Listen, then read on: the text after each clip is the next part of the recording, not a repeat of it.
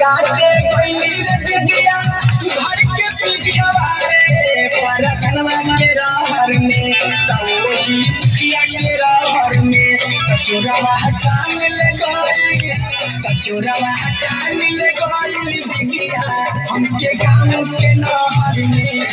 अब न जाई बुरा हर में अब न जाई बुरा हर में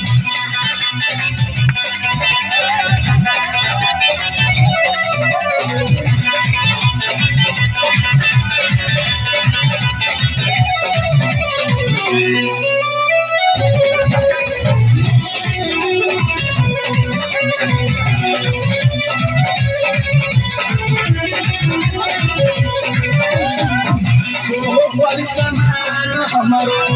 कोइलस जियान हो आफत में डाल दिया